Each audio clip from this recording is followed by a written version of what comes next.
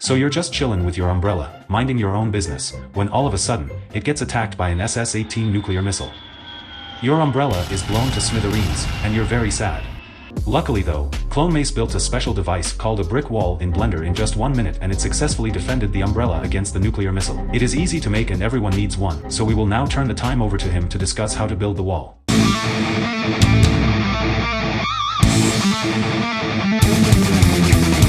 Oh yeah, brick walls, you know what that means, boys. Apartments, villages, castles, houses, we're getting the whole deal done today. Start by going into Blender, deleting everything in your viewport, hitting Edit, and then going to Preferences. Now in the Add-ons tab, search for the Extra Mesh add-on and enable it. Now press Shift-A, Mesh, Extras, and Wall Factory. Oh boy, it's about to get spicy. As you can see, most of the work is already done for us. You just have to go to this menu over here and change a ton of these settings. You can mess with basically everything on the wall, like the position of it, different details, different add-ons. You can get rid of the window, you can change the size of the window, etc, etc. I'm going to keep it basic and just make a nice little medieval wall. Now separate the object by loose parts in edit mode, then press F3 and search for randomize transform. Now mess with the location on the y-axis. This will make it look a little bit more like a brick wall. Now join them all together, go back into edit mode, select everything, and press Alt S to scale them up a little bit.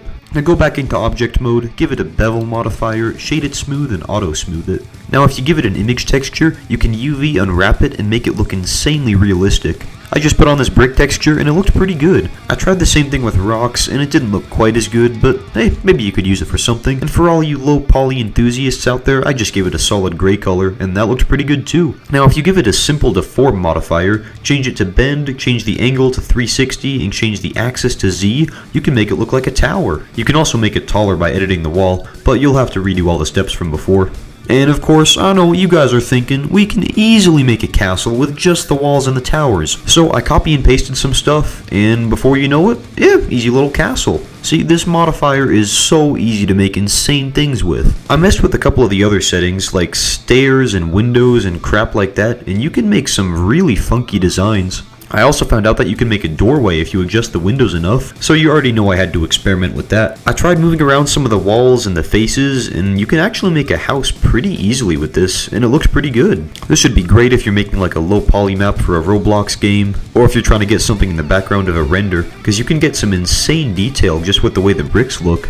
Yeah, if you're not using this modifier already, like, you have to use it. It's just so dang useful. Like, look at the detail on this thing, and I barely put any work into this. Now, of course, I know what you're all thinking. CloneMace, that's all cool and stuff, but can I even make money off of it?